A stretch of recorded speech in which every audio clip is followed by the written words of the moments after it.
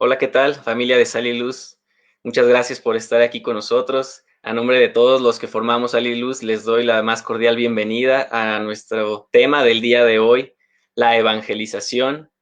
Como saben, es un tema muy importante para todos nosotros como cristianos. El Señor Jesús nos envió, nos mandó a cumplir esto, pero hemos visto tantas situaciones hoy en día, o mucha gente no los puede cumplir, no lo sé, que sin duda alguna sé que será de gran bendición para todos ustedes esta plática, esta charla. Tenemos un invitado muy especial, un poquito lejos de aquí de México, del país de México, y le doy las gracias a todos los que se están conectando. Compartan esta transmisión porque será de gran bendición para toda la iglesia, para todo el cuerpo de Cristo. Fuimos llamados a eso, a fortalecer el cuerpo, a edificar unos a los otros, y esta enseñanza de verdad que será de gran bendición para todos. Vayan preparando sus notas, celular, un lápiz, una libreta, porque sé que será de mucha bendición. Y quiero presentarles a la persona que está del otro lado con nosotros. Estoy muy feliz, muy alegre de que él pueda estar aquí acompañándonos. Y sin más, les presento a José Páez. José, ¿cómo estás? Dios te bendiga. Hola Daniel, gracias, muy bien. Es un privilegio poder acompañarles, poder servir pues más allá de Colombia, poder pues aportar un poco a cada uno de ustedes como iglesia en ese proceso de ser hechos cada vez más a la imagen de Cristo, de servirle a Él, de honrarle a Él, de ser también santificados, ¿no? Claro. Muchas gracias, José. A nombre de todos los que formamos Sal y Luz, de verdad te agradezco mucho que nos prestes tu tiempo para enseñarnos. Sé que andas muy ocupado, y a pesar de eso que te des el tiempo de hacerlo, de verdad, muchas gracias. Te doy muchas gracias. En verdad te mando un fuerte abrazo hasta Colombia. Y me gustaría que te presentaras para todas las personas que no te conocen. Platícanos un poquito de ti, qué haces, qué es Engine. No sé, José, platícanos un poco sobre ti. Bueno, pues mi nombre es José Manuel Páez. Estoy casado hace 10 años. Tengo dos hijas, Sofía y Salo, de 7 bueno, 8 y 5 años. Tengo 32 años y gracias al Señor nos ha permitido servir enseñando a la iglesia en Colombia su palabra en dos temas, evangelismo y apologética. En nuestro ministerio en Colombia se llama INGEN y básicamente lo que INGEN es una extensión de lo que Dios está haciendo por su gracia para edificación de la iglesia en Colombia. Y pues tenemos el privilegio de servir como representantes en Colombia de Living Waters, que es aguas vivientes, algunos lo conocen como aguas vivientes o los pasos del maestro, y respuestas en Génesis o Answers in Genesis. Entonces estamos pues de lleno en esto y bueno, pues eso es lo que nos tiene acá, poder enseñar evangelismo y apologética. Excelente, súper bien. Y yo invito a todos los que tal vez no conozcan ninguno de los dos ministerios de los cuales nos hablaba José, tanto Living Waters o Aguas Vivientes, como Respuestas en Génesis, que para los que estuvieron con nosotros el martes pasado estuvo Joe Owen con nosotros de Respuestas en Génesis. Se metan a las redes sociales y busquen, y obviamente a INGEN, también lo pueden buscar ahí en Facebook, y ahí está mucho material, ¿cómo explicarlo? Bueno, vaya, mucho material que nos puede servir y es de gran bendición a la hora de cumplir, ¿no? Entonces, bueno, José, como sabes, es un tema bastante interesante, muy importante. Creo que realmente algo radical debe de pasar en esto. Y así que pues vamos a entrar de lleno al tema, la evangelización como tal. Me gustaría que platicáramos un poquito a manera de introducción. Creo que todo surge, o pudiéramos decir, que el Señor Jesús, una vez que resucita de los muertos eh, y se presenta ante sus discípulos, los apóstoles y a otras personas, él dice algo así como que toda potestad me ha sido dada. Por lo tanto, vayan y hagan discípulos a las naciones, lo que se conoce como la Gran Comisión.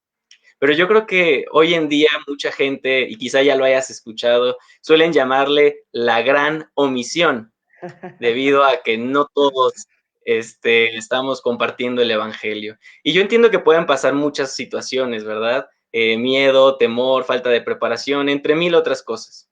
Pero José, platícanos un poquito, ¿por qué esto es importante? ¿Por qué debemos de evangelizar? Eso es una muy buena pregunta. Y la razón, la importancia de la evangelización, ¿sabes en dónde inicia? Precisamente en la importancia que el Evangelio tiene. Piensa en esto, si Dios precisamente tiene un plan eterno para salvarnos, para su gloria, y ese plan está centrado en la obra y la persona de Cristo, y no hay otro en quien hay salvación, sino solamente en Él. Entonces, ese mensaje que es el Evangelio, que es el que puede salvar, lo único que puede salvar a las personas, el único mediador entre Dios y los hombres, que es Cristo, el único Dios verdadero, que es el Dios que se ha revelado en la Biblia, necesita ser conocido. Y la única forma de que sea conocido es a través de la evangelización. Piensa qué hubiera pasado si después de la gran comisión en Mateo 28 los discípulos no hubieran hecho eso, se hubieran quedado ahí y el cristianismo hubiera simplemente desaparecido con ese grupito de 12 discípulos o de 70 originales. Hubiera sido muy diferente la historia, pero precisamente el Evangelio y el propósito de Dios, más allá de la historia de hechos, sino hasta el día de hoy, 2020, se ha venido cumpliendo porque la iglesia es la columna y baluarte de la verdad. La iglesia es la que es la portadora de ese mensaje en sus bocas o de ese querigma, como dice el Nuevo Testamento, o sea, esa proclamación del mensaje de la cruz.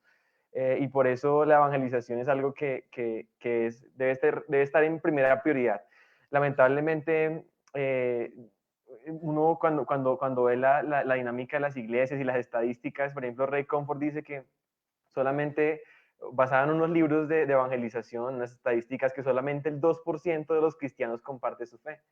Y esa estadística es terrible porque si de toda la iglesia un porcentaje tan pequeñito está comprometido con esa tarea, o siquiera la tiene como en su radar, en su percepción, pues digamos que hay una gran falencia y debería estar en primer lugar de prioridad. Y a veces estamos tan ocupados en tantas actividades, etcétera, ministerios y todo eso, y esa actividad, no que las otras actividades no estén importantes, pero si esa actividad de la evangelización está descuidada, pienso que la iglesia está faltando a su deber, a su deber. O sea, es como una falla al deber. Exactamente, y es muy cierto lo que mencionas, ¿no? Cuántos ministerios, y obviamente no hablamos mal a ninguna iglesia, ¿verdad? Lo decimos con mucha humildad y mucho amor, pero es real, o sea, no podemos quitar la realidad. Hay muchas iglesias que se enfocan adentro, ¿no? Se enfocan en las cuatro paredes y vamos a ver no sé, el servicio para las mujeres o para los niños, y está bien, pero ¿qué hay allá afuera? La iglesia, como bien lo mencionas, imagínate que los apóstoles se hubieran quedado, bueno, pues ya nada más para nosotros, no hubieran llegado a lo que tenemos el día de hoy. Entonces es muy cierto y que esta plática nos anime a todos nosotros, esta charla, esa es la finalidad, ¿no? Que todos tomemos ese valor, esa valentía, como los apóstoles oraban, de salir y predicar las buenas nuevas. Entonces, Ah, eh, quisiera entonces que empezáramos ahora sí como que al cuerpo, al desarrollo del tema. Eh, Antes de definir lo que es la evangelización, incluso el primer live que hicimos fue explicar lo que era el evangelio, ¿no? Y creo que para muchas veces sirve explicar qué no es algo para poder compararlo con lo que es. Entonces me gustaría si nos pudieras tú definir o dar ciertos ejemplos de qué no es la evangelización. muy bien, excelente. Eh, digamos que no es la evangelización, es por ejemplo hablarle a alguien de Dios. A veces uno dice, bueno, yo voy a hablarle a la gente de Dios y entonces les digo, por ejemplo, Dios te bendiga, les digo Dios te ama, les digo Dios mediante, como que utilizamos una jerga espiritual o que involucra a Dios, o como para darnos a conocer como que a nosotros Dios nos importa y debería importarle a la gente. Este solo hecho de hablar de Dios no es evangelizar. Algunos de nosotros quizás crecimos, por ejemplo, en una estrategias de, por ejemplo, campañas evangelísticas, que están bien, son muy buenas, pero si la evangelización se reduce a que tú tienes que invitar a alguien a la iglesia, invitar a alguien a la iglesia no es evangelizar. O sea, tú no estás evangelizando cuando invitas a alguien a la iglesia. O a veces tú, digamos que como para que la gente escuche algo, entonces le mandas una canción, les mandas por ahí una cosita y a ver si de pronto quizás algo pasa, ¿no? Claro, Eh, Eso no es evangelizar. También, por ejemplo, decirle a alguien que se va para el infierno y debe arrepentirse, tampoco es evangelizar. O sea, el mensaje del evangelio no consiste de eso. O por ejemplo, otro muy popular es que uno, digamos, que intente mostrar el evangelio como si fuera ese hoyo que tienen las personas en forma de Dios que solamente Él puede llenar. Entonces ven a Cristo porque Él va como que a saciar todo eso esos huecos que tú tienes, ¿sí? Eh, Ese mensaje, pues obviamente de Dios te ama, tiene un plan maravilloso para tu vida, en sí tampoco es el evangelio. O algunos, por ejemplo, y esto que voy a decir no está mal, pero por sí solo no es evangelizar cuando, por ejemplo, prestamos ayuda a las personas, damos comida, damos regalos, digamos, hacemos brigadas, por ejemplo, médicas, de salud, etcétera, como de ayuda a personas en vulnerabilidad. Eso por sí solo no es evangelizar. Si tú no abres tu boca y les predicas a Cristo, ahí no estás haciendo, pues, sino como que una caridad como lo haría cualquier otro humano, ¿no? Entonces, definitivamente hay que entender muy bien que la evangelización radica en el Evangelio y algo que también nos puede ayudar a entender que no es evangelizar es cuando se predica un evangelio que no es. No es que haya otro evangelio. Pablo en Gálatas 1 voy a leerlo porque este pasaje me gusta mucho. sí, por Eh, favor.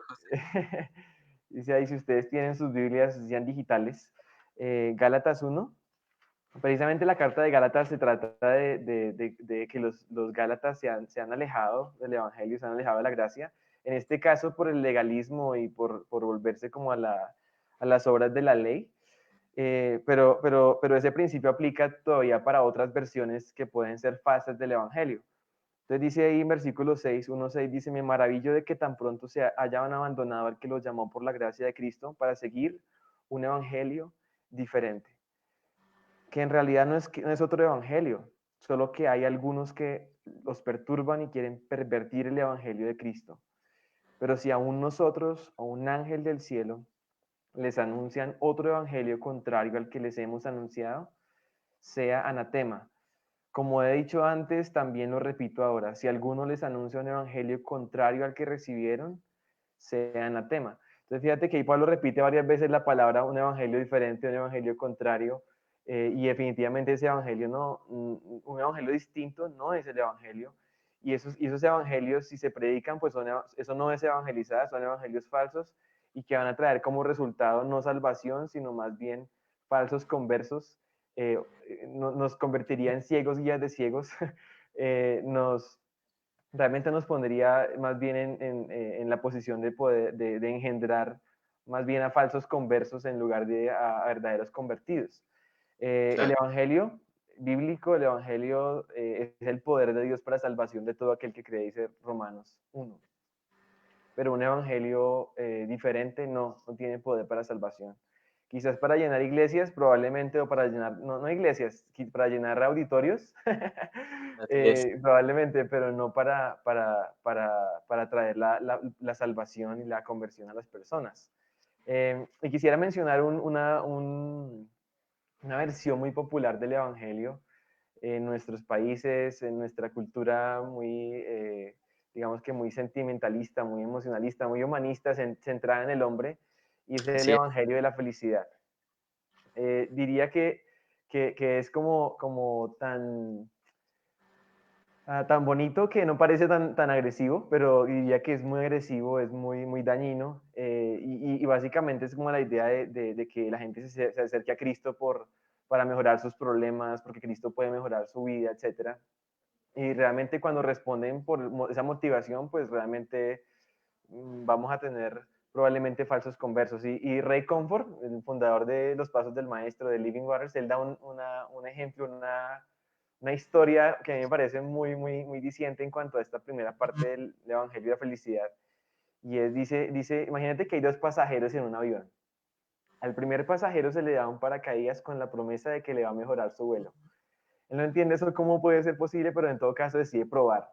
Al final cada uno tiene nada que perder, entonces se pone el paracaídas, se sienta en su silla, aunque pues, no parece ser lo que le dijeron porque una vez está sentado le produce incomodidad en los hombros, le pesa en la espalda, los demás pasajeros se están burlando de él y llega al punto en que él ve que las cosas no cambian y no soporta más, tira el paracaídas al piso, le da una patada y se sienta resentido en su silla. Él siente que lo han engañado y tiene razón, se siente humillado por las burlas de los demás pasajeros. Además de eso, pasará mucho tiempo antes de que vuelvan a ponerle un paracaídas. Entonces, el segundo pasajero, fíjate la diferencia, se le da el paracaídas, pero la promesa es que tiene que saltar del avión desde 2 kilómetros de altura y si no lo tiene, pues por obvias razones la ley de la gravedad va a hacer su efecto y lo va a matar. Toma el paracaídas, se sienta en la silla, también le produce las mismas incomodidades, las burlas, pero como la motivación es diferente, es la genuina, tiene la fortaleza para soportar las burlas, se siente agradecido hacia quienes le dieron el paracaídas y además de eso probablemente tenga también entienda la necesidad que tiene de decirle a los demás pasajeros que también necesitan un paracaídas.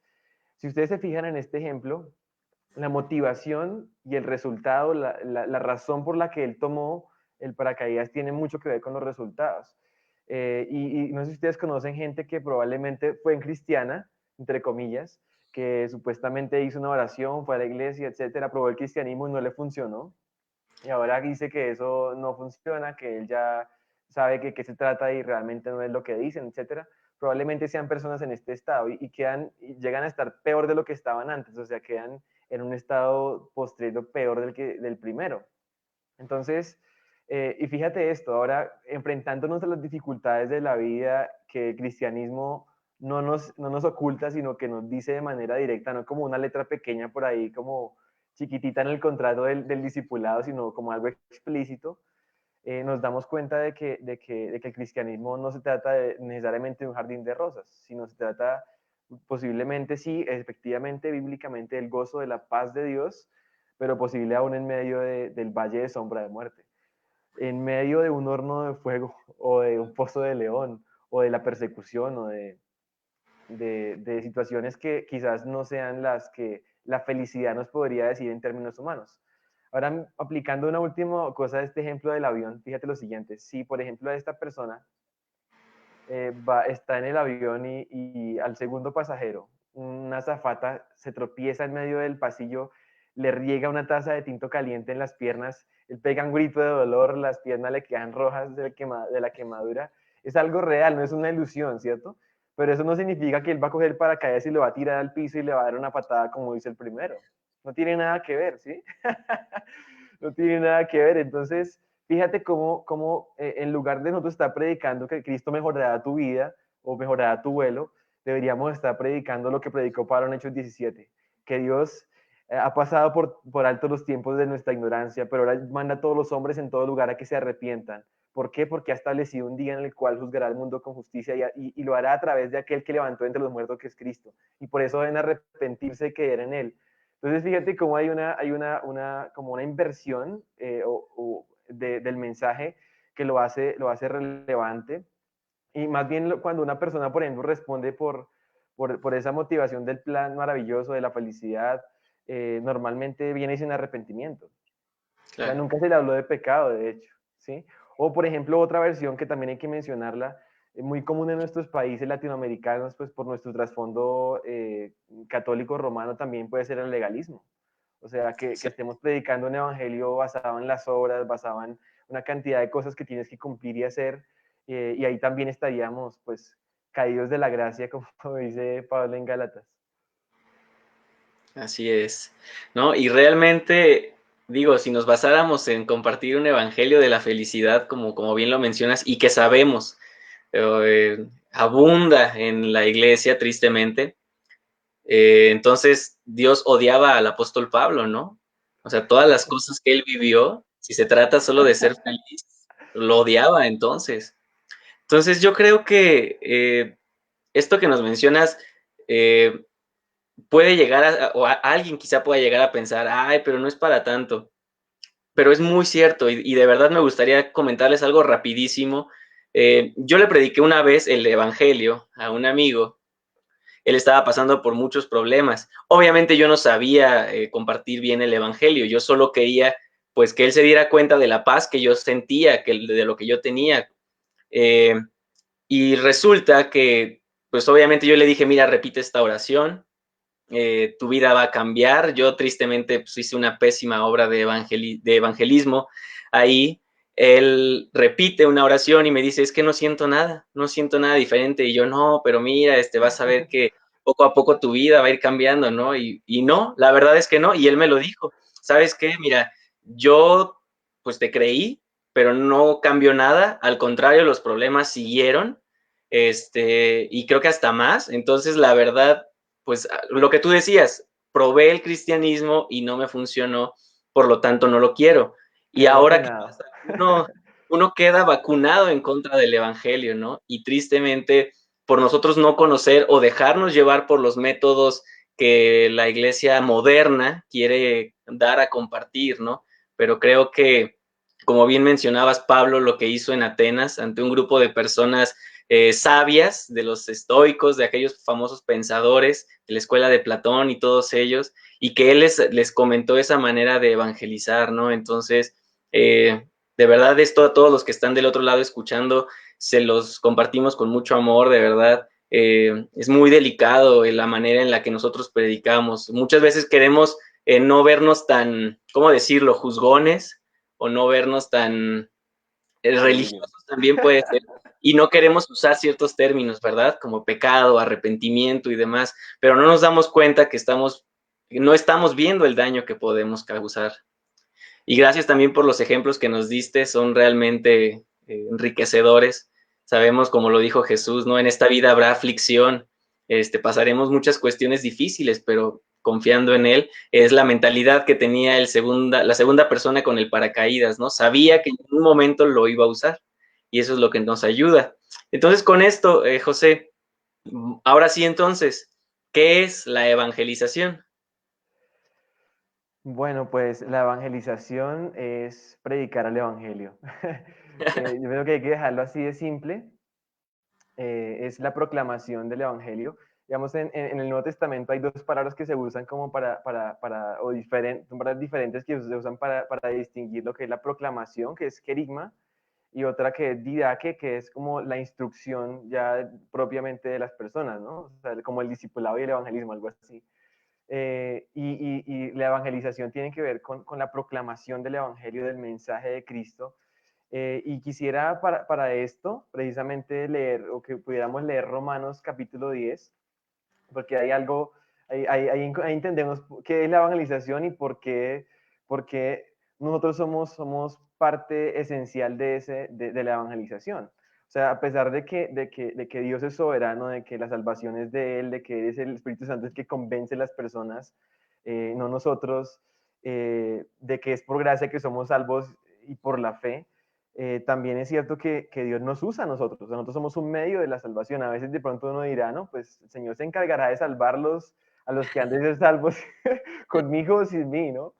Y a pesar de que es cierto, porque el Señor lo hace, o sea, un medio de que eso se lleve a cabo somos nosotros, como parte de la ecuación.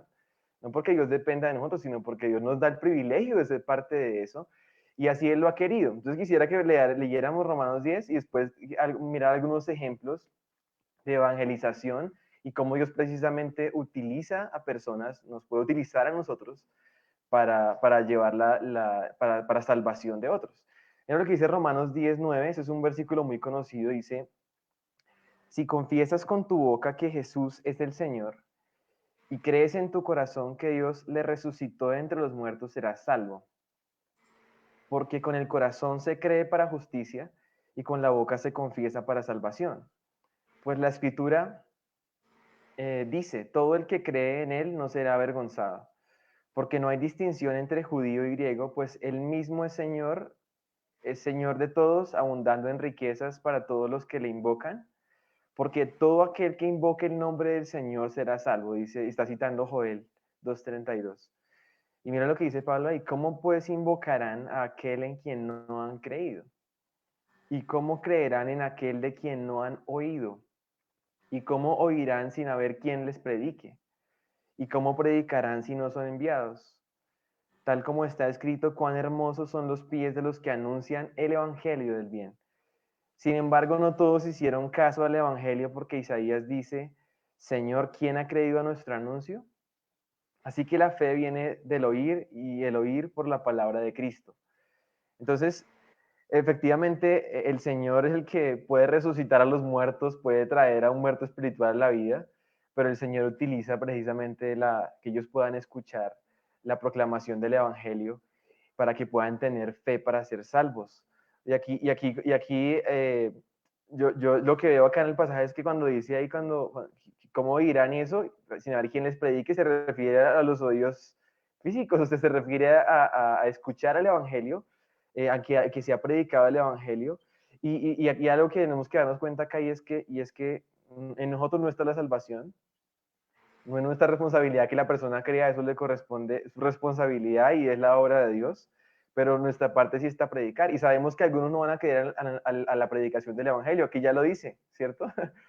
Ahora quisiera que mencionarte unos 3 ejemplos que me parecen fenomenales, porque Dios no simplemente se revela a las personas y les hace creer, o sea, les cambia la mente, el corazón y los convierte, ¿cierto? Si Dios Sí, puede hacer eso, ¿por qué no lo hace? Yo no entiendo por qué no lo hace. Nos da el privilegio a nosotros de ser parte y mira cómo vemos, yo veo 3 ejemplos en Hechos, en el libro de Hechos. Mira, por ejemplo, el caso del apóstol Pablo, cuando él va de camino a Damasco, él tiene un encuentro con Jesús, ¿sí? O sea, queda ciego y él escucha la voz de Cristo, ¿por qué me persigues? Pero él no entiende todavía el Evangelio en ese momento. O sea, Jesús no le dice, cree en mí, arrepiéntete, ¿cierto? Yo soy el Mesías Salvador, sino le dice, vaya ya a Damasco y allá se le dirá qué tiene que hacer. Y el Señor, ¿qué hizo? Le habló a otra persona ya y los juntó a los dos, a Ananías y a Pablo, y utilizó a Ananías para bautizar a Pablo, para orar por Pablo para que recuperara la vista. Probablemente sería Ananías el que le habría predicado el Evangelio a Pablo para que se convirtiera. Entonces, fíjate cómo el Señor utiliza a otros en ese proceso. Nos utiliza a nosotros como un medio para llevar el Evangelio. Mira otro caso, por ejemplo, Felipe y el etíope. El etíope estaba leyendo el libro de Isaías 53, un pasaje que habla directamente del siervo sufriente del Mesías, de Cristo, y él no entendía. O sea, la escritura por sí misma, leerla así probablemente no es tan fácil de llegar a esa comprensión que necesitamos. Fue necesario que el Espíritu llevara a Felipe para que se encontraran ahí y pudiera explicarle el Evangelio, lo bautizó ahí mismo y después simplemente se fue para otro lugar Felipe, ¿no? Cada uno siguió su camino. Otro ejemplo también que me parece increíble es el ejemplo de Cornelio y Pedro. Si te fijas, a cada uno por aparte el Señor se le reveló. Yo digo, si le dijo a Cornelio que llamara a Pedro, ¿por qué no de una vez le dijo a Cornelio que se arrepintiera y creyera en Cristo? No, le dijo, llame a Pedro por otro lado le dijo, vaya con Cornelio. Pedro fue a la casa de Cornelio y le predicó el Evangelio a toda esa familia, creyeron y fueron bautizados. Entonces, definitivamente, el evangelismo, la evangelización ese acto en el que nosotros, por la gracia de Dios, nos involucramos para predicar el evangelio, a través del cual las personas pueden escuchar y pueden tener fe y pueden invocar el nombre del Señor y ser salvos por la fe y por gracia, ¿sí?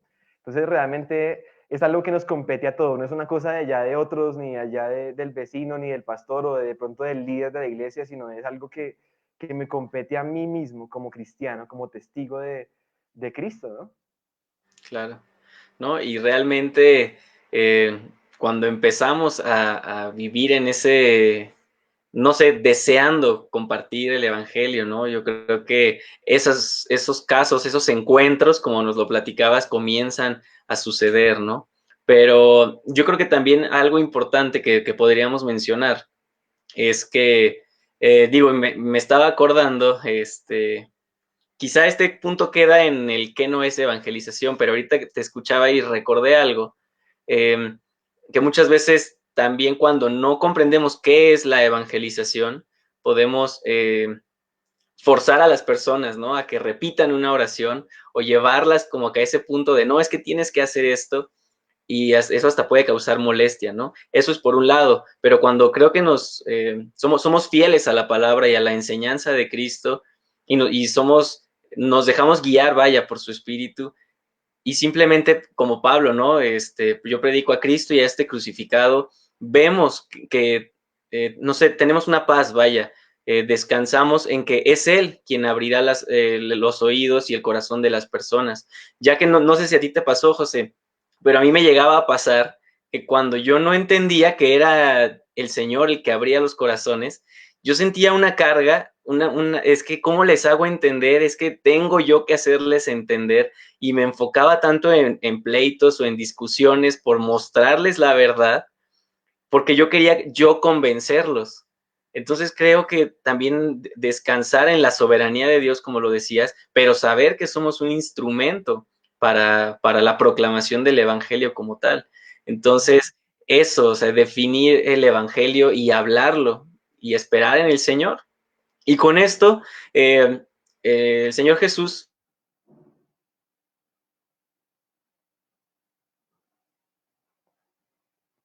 la mujer samaritana, cómo Cristo, se podría decir, vaya, confrontó el pecado. Y como sabes, José, hoy en día también en este lado de Latinoamérica hay muchas personas que no quieren hablar de pecado, del infierno. Vámonos nada más al amor de Dios. Dios es amor, no pasa nada, Él es amor, ¿cómo crees? No te va a condenar y ese tipo de cuestiones, ¿no? Pero ¿qué hay del balance que podemos hacer entre la ley y la gracia? ¿Nos debemos de cargar hacia un lado o cómo nosotros podemos hacer ese equilibrio? Sí, sí, sí, en fin, ese es un tema importantísimo porque cuando uno, digamos, el Evangelio es el mensaje de salvación, ¿no? Es un llamado de Cristo. De hecho, por ejemplo, en Lucas, el Señor, cuando llamó a Leví y dijo que él no había venido a llamar a justos, o sea, los sanos no tienen necesidad de médicos, sino los enfermos, y no he venido a llamar a justos, sino pecadores al arrepentimiento. O sea, el llamado de Jesús era precisamente a los pecadores. Y ahí es donde entra precisamente la ley a hacer una, como precisamente ese puente que nos lleva al Evangelio, porque la ley nos muestra que estamos enfermos. O sea, la ley nos da conocimiento de pecado, la ley moral de Dios, ¿sí? O sea, los 10 mandamientos. Cuando digo ley no me estoy refiriendo a la ley civil de un país, ¿sí? Ni tampoco a toda la ley ritual o ceremonial de los judíos, sino a la ley moral que es eterna y todavía sigue aplicando para todos los seres humanos, que está escrita en la conciencia de cada uno.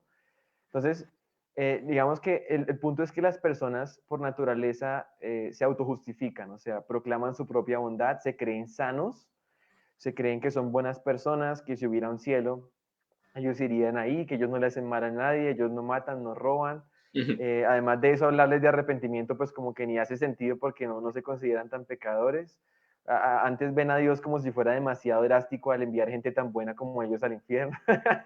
Entonces, Sí. digamos que esa concepción errada o tan superficial de nuestro entendimiento de lo que significa ser bueno y lo que implica digamos, realmente, en esencia de quién es Dios, creemos que Dios es chiquitito y es un Dios que se ajusta a nosotros. Entonces, por eso tenemos unos estándares tan bajos. Y precisamente la ley moral nos ayuda a ver nuestra real condición. Cuando uno mira el ejemplo de Jesús y analiza su ministerio, uno no ve que ni siquiera una vez, en ningún momento de su ministerio, él le dio las buenas noticias, o sea, el mensaje de él como el Mesías, la gracia, el amor de Dios, la cruz, la misericordia, a personas altivas y orgullosas que se justificaban a sí mismos. Entonces, precisamente para que las personas puedan entender la cura del Evangelio, necesitan estar conscientes de la enfermedad que es su pecado. O sea, no creerse sanos. Y la ley hace esa función. La ley es como un espejo que muestra nuestra condición espiritual, no en perspectivas relativas humanistas, sino en perspectivas de los estándares de Dios. Y de hecho Jesús, por ejemplo, en el encuentro con el joven rico, el famoso joven rico, eh, él dice, maestro bueno, ¿qué haré para heredar la vida eterna? Le pregunta a Jesús la pregunta del millón, o sea, ¿cómo soy salvo? Predícame el Evangelio, Jesús. Y lo interesante es que el Señor Jesús le dice, ¿por qué me llamas bueno? Si bueno solamente hay uno y ese es Dios. O sea, el Señor lo primero que hace es corregir su entendimiento superficial de lo que significaba bueno y le dice que esa categoría solamente se puede aplicar a Dios. O sea, no es una categoría que se aplique a los hombres. Evidentemente Jesús era Dios, pero eso nos permite ver que muchas veces necesitamos empezar, antes de predicar el Evangelio, ayudar a la gente a entender realmente quiénes son ellos, ¿sí? En la perspectiva de Dios y quién es Dios.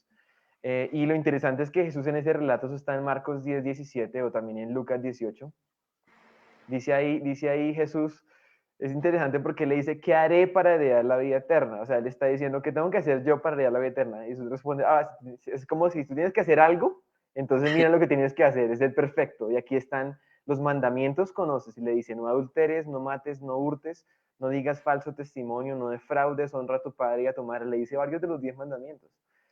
El Señor utiliza la ley moral precisamente ante alguien que viene ese sentido de justicia propia, que se demuestra por la respuesta del joven, porque él dice todo esto lo he guardado desde mi juventud. Creo que estaba siendo demasiado optimista con su propia espiritualidad y su propia santidad, porque no habría nadie que pudiera llegar a, o sea, en sentido real, poder guardar todo sin haber fallado nunca desde su juventud. Él había pecado, pero se estaba justificando a sí mismo. Él esperaba era que Jesús le dijera que bueno ha sido, ya vas a heredar el reino. Y lo que Jesús precisamente hace es ahora ponerle la esencia del primero y del segundo mandamiento. O sea, es como que te puso el obstáculo aquí y tú crees que lo estás cumpliendo, entonces ahora te lo pongo aquí de alto para que te des cuenta la esencia de la ley. Y precisamente es la perfección. Y ante ese estándar quedamos descalificados. Le dijo, vende todo lo que tienes, dale a los pobres y sígueme. Y dice que ahí él tenía mucho dinero y se fue triste.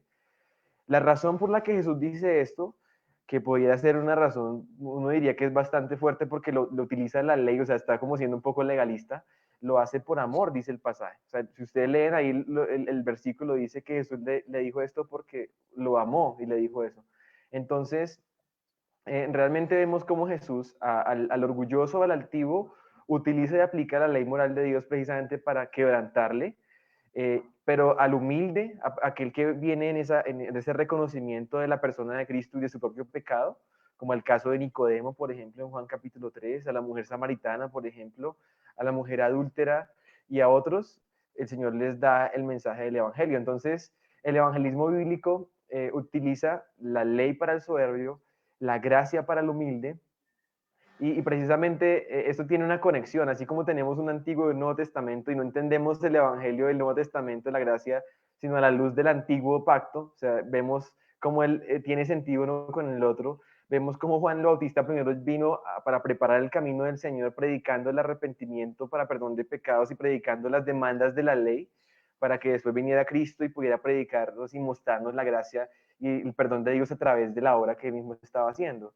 O entonces, mmm, tenemos como un puente y Gálatas 3:24 lo resume de una manera magistral, esa función de la ley, que es como un ayo. Dice, y quisiera leerlo, no solamente, espérate, a ver, aquí estoy mirando en mi, listo, mira lo que dice Gálatas 3:21, de versículos antes, dice, Pablo pregunta, ¿luego la ley es contraria a las promesas de Dios? En ninguna manera, porque si la ley dada pudiera vivificar, la justicia fuera verdaderamente por la ley. Dice, pero la escritura lo encerró todo bajo pecado para que la promesa que es por la fe en Jesucristo fuese dada a los creyentes.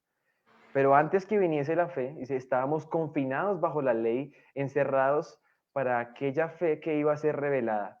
De manera que la ley ha sido nuestro ayo, nuestro instructor, nuestro tutor para llevarnos a Cristo, a fin de que fuésemos justificados por la fe. O sea, la ley no nos ayuda, sino que la ley nos muestra por qué necesitamos el Evangelio, la ley nos muestra por qué estamos muertos y necesitamos la vida de Cristo, porque estamos condenados y vamos de camino al infierno y por eso necesitamos la misericordia y la gracia de Dios en el Evangelio para ser salvos y perdonados. La ley nos muestra que nuestro pecado no es una cuestión horizontal, no es una cuestión de que ofendiste a las personas solamente, sino que es una transgresión hacia Dios y es vertical. La ley te muestra como que en una lupa hace abundar el pecado, o sea, es como que no solamente le da conocimiento, sino que lo hace abundar y te muestra cuán pecaminoso es el pecado, cuán abominable es tu mentira, cuánto cuánto tu codicia y tu lujuria es tan abominable delante de Dios, y asimismo también muestra sobreabundando la gracia para nosotros a través de Cristo, nosotros pecadores. Entonces la ley realmente nos prepara para la gracia y es como ese balance. Ahora, cuando uno ve esta perspectiva y ve a Dios en su carácter santo y justo, eh, y ve nuestra condición, entonces ahora sí puede entender con mayor claridad el infierno, no como algo intransigente y demasiado drástico, sino como algo justo. Podemos entender los conceptos del juicio venidero, porque precisamente Dios estableció un día en el cual juzgará al mundo con justicia. Podemos entender el concepto de la ira de Dios y cómo al ser librados de la ira venidera a través de Cristo, pues es una muestra del amor de Dios infinita. Quizás cuando uno habla de todo esto, a veces la gente dice, oye, no, pero esto está demasiado fuerte, la gente se va a asustar, van a salir corriendo, pero precisamente, ¿dónde queda el amor de Dios? Preguntan. Y yo digo, ahora sí, el amor de Dios queda en el lugar más alto, no como, como un amor barato ni bajo, sino como un amor magnífico, queda en el lugar que es en la cruz, porque nosotros siendo aún pecadores, Cristo murió por nosotros. Si no entiendes que eres pecador y que eres transgresor delante de Dios, entonces no vas a entender el amor de Dios que te ha mostrado en Cristo. Y por eso, definitivamente, es como dos caras de una moneda. No se deberían como de obviar, ¿no? De separar una de la otra. Y obviamente algo importante que aclarar aquí es que predicar la ley no es el evangelio. O sea, Pablo define el evangelio en 1 Corintios 15 como que lo sintetiza y dice, el evangelio es que Cristo murió por nuestros pecados conforme a las escrituras, resucitó al tercer día conforme a las escrituras. Ese es el evangelio que les ha predicado por el cual son salvos. Entonces, el evangelio no se trata del infierno, no se trata de la ley, no se trata de arrepentimiento por sí solo siquiera, sino se trata de la persona y la obra de Cristo en nuestro favor. Y obviamente nuestra respuesta a eso pues es el arrepentimiento y la fe, ¿cierto? Es el llamado del Evangelio. Pero si no llegamos a ese punto, pues obviamente no hemos llegado al Evangelio, ¿sí? Claro. No, excelente, excelente tu respuesta, José, de verdad. ¿Qué puedo añadir? Nada. Estoy totalmente de acuerdo contigo y ojalá esto sea también de bendición para los que están escuchando, ¿no? Con esto, quisiera preguntarte, eh, no sé si te llegó a pasar que quizá tú estabas con ganas de compartirle el evangelio a alguien, ¿no? Y te propusiste y dijiste, voy a salir, voy a predicarle el evangelio a tal persona, pero a lo mejor no sabías cómo llegar al punto directo y empezaste a hablar, no sé, del clima. Bueno, no sé, a lo mejor te subes a un taxi, un Uber, algo y estás como que, ay, ¿cómo está el clima? Y tú pensando, ¿cómo? No sé si tú puedas recomendarnos algunos recursos evangelísticos que puedan ser muy prácticos a la hora de predicar el evangelio. Sí, definitivamente. Pues en nuestro ministerio, Living Waters, precisamente tiene una cantidad de ayudas para que de manera práctica podamos iniciar conversaciones, romper el hielo y llevar una conversación hacia el Evangelio. Además de eso, pues el ministerio, de hecho, también, Aguas Vivientes, si ustedes buscan, tiene un curso de evangelismo, se llama Los Pasos del Maestro, que está diseñado precisamente para capacitar al creyente, llevarlo en un proceso de ceros, a ir venciendo sus temores, ganar compasión por los perdidos, entender el evangelio, construir o elaborar el mensaje, responder a las preguntas clásicas que la gente tiene, y lanzarse al ruedo a ser un pescador de hombres, porque es una promesa de Jesús para sus seguidores, ¿no? Él nos hará un pescadores de hombres. Entonces, yo recomiendo que las personas se preparen en esta área, porque cuando uno no se ha preparado, cuando no se ha capacitado, pues obviamente sus temores se aumentan todavía más, ¿no? Si tenía miedo, con ignorancia el miedo se triplica porque no sé ni qué decir. Entonces, definitivamente hay herramientas. Ahorita les voy a mostrar unas. De una vez las muestro. Aquí tengo unas. Tengo dos que me gustan mucho, son mis favoritas. Este es un billete de $1.000.000, por ejemplo. Eh, a pesar de que en Latinoamérica no manejamos el dólar, sí lo entendemos muy bien, ¿no? Una persona que tenga $1.000.000 es millonario. Mucha lana, como dicen en México. Sí, sí. Entonces, ¿cuál es la pregunta del $1.000.000, sabes? Entonces, básicamente lo que hacemos es que utilizamos esto como un punto de inicio. Esto le llama mucho la atención a las personas y ahí tenemos una pregunta transicional para entrar a lo espiritual. Y la pregunta de $1.000.000 es si tú murieras hoy, ¿irías al cielo? ¿O eres lo suficientemente bueno para ir al cielo? Entonces ahí nos da, digamos, que la puerta para iniciar una conversación y llevarla adelante. Ahorita les explico cómo se puede llevar una conversación basado en el ejemplo de Jesús. Esta es otra ayuda de mis favoritas, una tarjeta de ilusión óptica. Si tú te fijas, ¿cuál ves más grande ahí? Más grande la verde. Sí, ¿cuál La- ves más grande? Yo no sé los que están viendo la entrevista cómo les queda el ojo con esto, pero realmente esto no es magia, sino que el problema ni siquiera está en las tarjetas. Las tarjetas son idénticas en tamaño. El problema está aquí. Exacto. Pero el que tiene el problema somos nosotros en nuestros ojos que nos engañamos y percibimos mal la realidad. Realmente no tiene ninguna consecuencia grave engañarse con esto, más que un obsequio porque la idea es obsequiarlas porque atrás tienen el mensaje del Evangelio. Pero piensa lo siguiente, si te equivocas en cuanto a algo más importante, por ejemplo tu salvación, las consecuencias sí son por la eternidad. Entonces, está así que Jesús dijo que si tu ojo te es ocasión de pecar, sácatelo, porque te es mejor entrar al reino de Dios con un solo ojo y no ser arrojado al infierno con los dos. O sea, el alma vale mucho más que los ojos. Y engañarse en cuanto a tu salvación tendría consecuencias eternas. De hecho, dice Jesús también que aprovecha un hombre si gana todo el mundo pero pierde su alma. Entonces, en cuanto a tu salvación, ¿tú crees que si tú mueres irías al cielo? ¿Tú te consideras suficientemente bueno para ir al cielo? Entonces, lo mismo, es una transición de lo natural a lo espiritual y los rompehielos nos ayudan con esto. Evidentemente, cualquier tema que surja en una conversación, en una situación, es un tema que podemos usar para hacer lo mismo, para conectar lo natural a lo espiritual. Y de hecho Jesús, por ejemplo, en Juan capítulo 4, con la mujer samaritana, el Señor nos muestra como un ejemplo de cómo se puede llevar una conversación con un desconocido, desde ceros hasta mostrar el Evangelio. Entonces mira lo que Jesús hizo con ella. Primero vemos de Jesús que Él fue el que tomó la iniciativa para iniciar la conversación. A pesar de que había una cantidad de razones étnicas, de género, para que eso no iniciara, no se diera la conversación porque ella era samaritana, él era judío, él era un maestro, un rabí, ella era una mujer de dudosa reputación o con una historia pues con diferentes maridos y todo esto.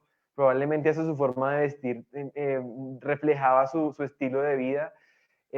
Probablemente si uno pusiera a pensar en todos esos argumentos, qué podían pensar los discípulos cuando volvieran y vieran a Jesús hablando con esa mujer, o qué iba a pensar la gente si lo veían hablando. Una cantidad de argumentos que la gente tiene, que uno mismo tiene, que se van a ofender, que van a pensar, se van a incomodar, etcétera, y uno a veces no da el paso por una cantidad de argumentos. Pero mira el ejemplo de Jesús. A pesar de que estaban todos los argumentos en contra, él da el paso. O sea, nuestro amor y compasión por las personas debe superar todos esos argumentos que tenemos en nuestra mente y aún los argumentos que puedan tener ellos. Jesús inicia la conversación con ella y lo hace en una esfera natural. O sea, Jesús le dice, dame de beber porque había un pozo de agua líquida, ¿sí? A donde ella iba a sacar agua con un balde y Jesús le dice, dame de beber un asunto natural y eso es importante porque las personas no están preparadas para que tú de repente les llegues con algo, con una frase espiritual o arrepiéntete, Dios te ama, soy cristiano, no, sino utilizar algo natural, eso es estratégico, porque eso ayuda a romper el hielo, a iniciar la conversación. Pero mira lo que Jesús hace, él toma eso natural y lo transforma a lo espiritual, porque él le dice, el agua que yo te daré si supieras quién es el que te pide dame de beber, tú le pedirías a él y él te daría agua viva. Entonces el Señor conecta eso con el agua viva y después dice que si ella bebe de esa agua no volverá a tener sed jamás. O sea, está hablando de algo espiritual, ¿sí? Entonces el Señor cambia la conversación en lo espiritual y ahora ella en Juan capítulo 4 ya está convencida, si ustedes leen ahí, ella como que dice, bueno, Señor, entonces dame esa agua para que yo no tenga que venir a sacarla más. Es como que ella ya estaba queriendo el agua, pero no había entendido bien a qué se refería, porque ella estaba pensando todavía en el agua líquida, un agua que no le diera más sed. Jesús hubiera podido decir, listo, yo soy el agua de vida, yo soy el Mesías, yo soy o sea, aquel de que te estoy hablando, ¿no? Lo interesante es que Jesús no hace eso, o sea, no pasa ese paso, sino que primero necesita mostrarle a ella su pecado. Lo hace Jesús, lo hace deliberadamente, lo hace Él lo hace en su omnisciencia porque él conoce los corazones y le dice, ve y llama a tu marido. Ella dice, no tengo marido, queriendo como dejar ahí el tema, y Jesús no deja las cosas ahí, sino que le dice, bien has dicho, porque no tienes marido, porque 5 maridos has tenido, el que ahora tienes no es tu marido. Entonces el Señor diría, porque tienen que sacar su problema, su pecado a la luz. Lo hizo por amor, ¿cierto? Y por eso es necesario para que ella pudiera entender entonces ese redentor y a qué se refería esa agua viva que le iba a dar. No era agua de tomar, era aquella agua que podía saciar todo aquello que ella había venido fracasando en toda su vida. Aquel Mesías que trascendía y que iba por encima de todos esos hombres que ella había estado buscando en toda su vida, que era el mismo Cristo. Y la conversación avanza y al final, si el Señor le dice, ellos dicen, el Mesías vendría de los judíos, sí, y él dice, yo soy el que habla contigo, Jesús el Mesías. Eh, entonces vemos como ese proceso de iniciar por nuestra cuenta, con la iniciativa nuestra, luego ir a lo natural, empezando por lo natural, luego cambiar a lo espiritual, luego traer el tema del pecado. Nosotros utilizaríamos la ley moral de Dios, los 10 mandamientos. No tenemos que ser omniscientes para saber que todos somos pecadores y que la ley le va a aplicar a todos. Nos va a dejar a todos descalificados. Y finalmente, mostrarles la gracia. Cuando utilizamos la ley es como si estuviéramos poniéndole sal en su boca, como esa sed de justicia, porque se dan cuenta que no la tienen. Entonces, una vez haces ese paso, entonces puedes lanzarles el agua de vida, que es el Evangelio, ¿no? Entonces, ese es como un modelo, obviamente basado en la vida de Jesús. Se pueden utilizar los rompehielos y obviamente imagínate, el curso dura 8 semanas, o sea, 2 meses enteros. Entonces, habría la idea es que la gente realmente pueda, yo los invitaría, los animaría a que se motiven a prepararse, a que respondan o sea, esa responsabilidad y privilegio que tenemos en la labor de la evangelización. Así es. Y es algo hermoso cuando confiamos en el Señor y Él hace la obra y la persona que le comparte se escucha y ese cambio, ¿no? En su interior es algo muy hermoso. De Ujú. verdad que sí. Y José, ha estado tan interesante la plática que el tiempo se nos ha estado volando. Estamos ya cerca de llegar a la hora y quisiera hacerte una última pregunta y me gustaría que me la contestaras así lo más breve posible, porque quisiera también que me predicaras el evangelio, que usaras el billete del $1,000,000 y aquí, digo, si hubiéramos tenido más tiempo, quizá me hubiera puesto medio ateo, filósofo, naturalista o algo así, ¿verdad? Pero debido a cuestiones del tiempo, me gustaría que al menos pudiéramos hacer muy rápido un ejemplo de cómo me compartes el evangelio. Pero antes de eso, obviamente en la plática, en la charla que nosotros podemos tener con una persona, pueden surgir diversas preguntas o cuestionamientos que ellos nos pueden hacer. Y como lo decías, por falta de preparación, por ahí nos puede dar mayor temor. Y creo que aquí entra la cuestión de la apologética. Ujú. ¿Es bueno utilizar la apologética o tú que nos puedes hablar del uso de la apologética a la hora de la evangelización? Sí, sí, sí. Bueno, pues la apologética primero pues no es un fin en sí mismo, eso es algo importante entenderlo. O sea, no se Sí, trata de ganar un debate ni de ganar un argumento, de mostrar que yo tengo la razón y tú no, ¿cierto? Sino que la apologética es un medio para el evangelismo, de hecho. Porque a través de la apologética se abren las puertas, así como con este billete, se ajá, abren las puertas en lo natural, en el intelecto, para iniciar una conversación. Evidentemente, si tenemos preparación, pues vamos a poder ayudar a que la persona pueda cuestionar sus propios presuposiciones y mostrarle que realmente probablemente no son lógicas, pero definitivamente si nos quedamos en el intelecto, ahí no va a ocurrir nada. O sea, las personas no se salvan porque les conteste las preguntas, ¿sí? Las personas se salvan porque se arrepientan y crean en Cristo, ¿sí? Entonces tiene que haber un momento en el que tú puedas esquivar ya el intelecto, o sea, irte por el lado del intelecto, evitar el argumento, porque de hecho dice Romanos también que el hombre natural, no, dice ahí que en Romanos 8, que el hombre sin Cristo, o sea, carnal, es como que es enemigo de Dios, su mente está en enemistad contra Dios. Entonces, naturalmente, siempre un inconverso va a argumentar. Entonces, la apologética sirve como un medio para la evangelización, como una puerta de entrada, pero hay que evitar el intelecto e ir a la conciencia. En la conciencia es donde está el lugar del conocimiento del bien y del mal, y ahí no hay argumentos, o sea, ahí no hay contradicciones porque ahí es una luz que Dios ha dado a todos los hombres y esa conciencia les da testimonio, les permite darse cuenta que están convictos delante de Dios y que necesitan el Evangelio.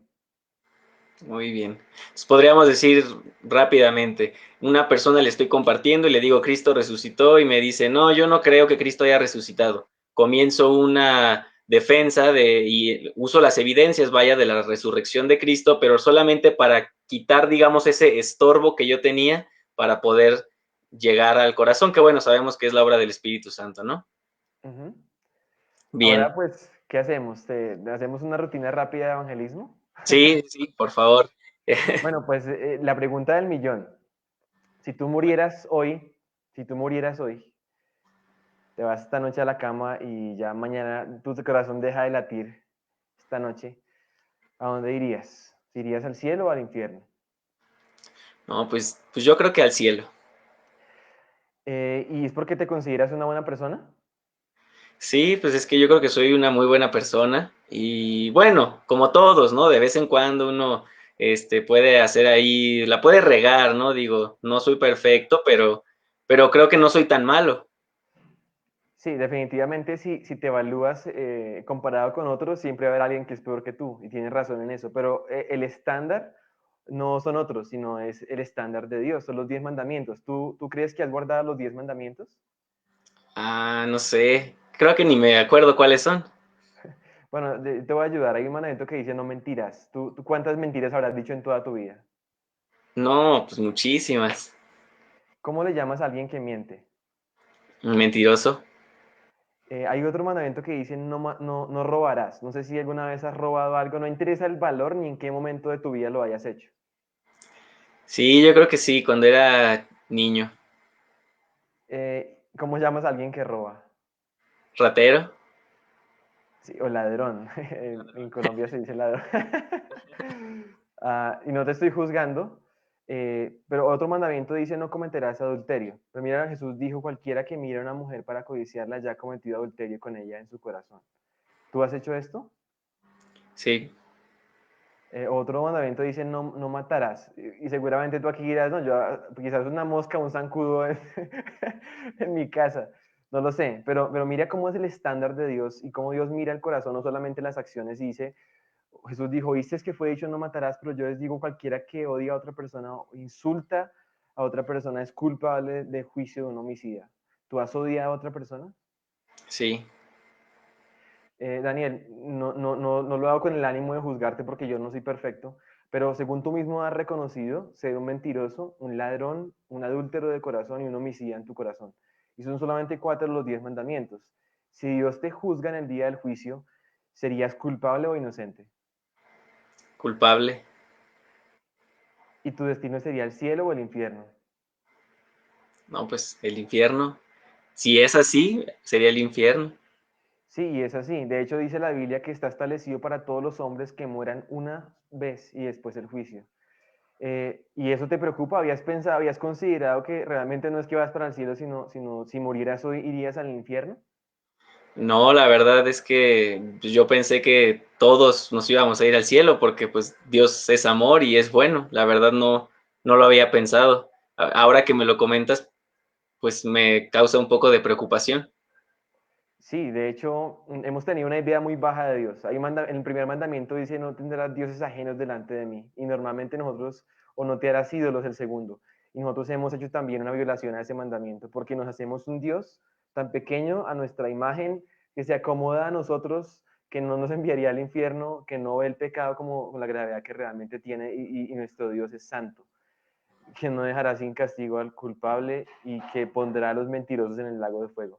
Eso es una realidad, Daniel, pero precisamente Dios te ama y por eso ha hecho una forma para que tú puedas ser salvo, para que tú puedas ser perdonado y puedas ser librado del infierno. Y ese es el Evangelio. Es decir, que Dios tomó la iniciativa, Dios se hizo hombre, Jesucristo. Ese Jesús, el Dios hecho hombre, vivió una vida perfecta, esa vida perfecta que ni yo ni tú hemos podido vivir. Él cumplió de manera perfecta todos estos mandamientos. Era aquel de quien Dios podía decir, este es mi hijo amado en quien tengo complacencia. Ese Jesús, el perfecto, el santo, fue a la cruz y en la cruz llevó nuestro castigo, llevó tu castigo sobre sí. O sea, tus pecados fueron cargados a cuenta de él y la ira de Dios recayó sobre Cristo en la cruz. Fue quebrantado por tus transgresiones y por las mías. Y ese Jesús resucitó. O sea, Dios aceptó su sacrificio perfecto. Eso es una garantía de que fue aceptado ese pago por tu maldad. Es como si tú estuvieras culpable, convicto, simplemente ante la justicia de Dios no tienes nada que hacer ni cómo pagar, pero alguien viene y paga tu multa. Alguien puede entregar su vida, una vida que vale mucho más que todo el universo junto, y es entregada en tu lugar. Entonces Dios te puede dejar libre, puede descartar tu caso, no porque lo merezcas, ni porque hayas pagado, ni porque pudieras, sino porque fue provisto para tu justicia, fue provisto tu pago, fue justificado. Y por eso el llamado del Evangelio para ti, Daniel, es que te arrepientas, es decir, que tú reconozcas tu pecado, es decir, que tú puedas voltear tus ojos a Cristo. Quizás lo has visto como simplemente un personaje histórico, como algo más, pero necesitas ver a Jesús como tu Salvador. Necesitas ver a Jesús como aquel que puede librarte y puede darte vida. Y eso es una muestra tremenda y poderosa del amor de Dios hacia nosotros. De tal manera amó Dios al mundo que precisamente por eso dio a su Hijo unigénito, para que todo aquel que en él cree no perezca, sino que tenga vida eterna. Y eso es algo que Dios hizo también para ti, si te arrepientes y confías en Cristo. ¿Cuándo vas a hacer esto? No sé, me quedé pensando, no sé, probablemente mañana o hoy en la noche, no sé. Deberías hacerlo de inmediato, ¿no? Ni que pase un momento más en tu vida. Entonces, bueno, si quisiera como mencionar, fíjense cómo combinamos muchas de las cosas que hablamos, o sea, utilizar la ley, la gracia, iniciar en lo natural, ir a lo espiritual, también traer a mención temas como por ejemplo el juicio venidero, el infierno, darles el sentido que tienen y obviamente explicar la obra de Cristo y nuestra respuesta a eso en arrepentimiento y fe. Totalmente. Y hablar de la urgencia, ¿verdad? Porque muchos suelen decir, no, mañana o en la noche, pero es Sí, sí, verdad, sí. ¿quién nos dice que no vamos a morir en un segundo después, no? Sí. Pues José, muchas gracias.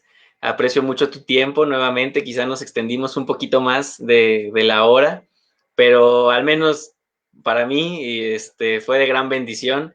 Yo espero que también para todos los que estén aquí acompañándonos en esta transmisión. No sé, José, si quieras comentar algo más. Bueno, invitarlos a visitar la página español.livingwaters.com. De pronto ahorita lo voy a comentar ahí en el chat, español.livingwaters.com. Ahí ustedes van a encontrar contactos de personas que están en diferentes países en Latinoamérica enseñando estos temas, apoyando a la iglesia, proveyendo también de manera local todos estos rompehielos, recursos, el curso de evangelismo, de hecho. Entonces les animaría a eso y bueno, a no tener miedo de seguir a Jesús, porque Él nos hará pescadores de hombres. Totalmente.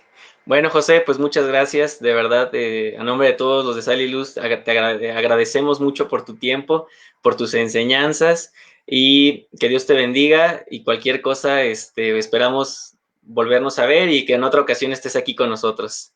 Claro que sí, para Saludos servirles. a tu Dios te familia en bendiga. Colombia. Dios te bendiga. Amén. Hasta luego. Bueno, pues hemos terminado esta conversación respecto a la evangelización.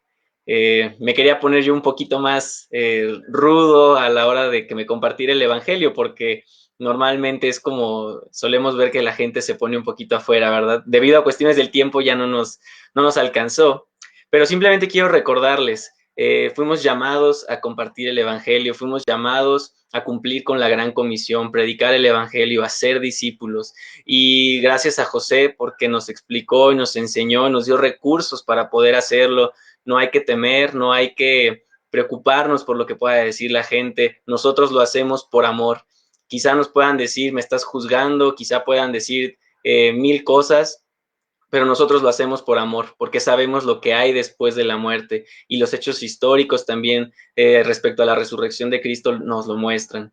Así que yo de verdad los invito a que sigan siendo y que sean una generación que sea sal y luz, que de verdad confrontemos este mundo con valor, agarrados de la mano de Jesús, y que es Él quien nos va a guiar y compartir. Hay que prepararnos, de verdad yo los animo a que se preparen, a que busquen cada día más del Señor y que podamos compartir nuestra fe. Solamente confiemos en Él, Él se encargará de todo.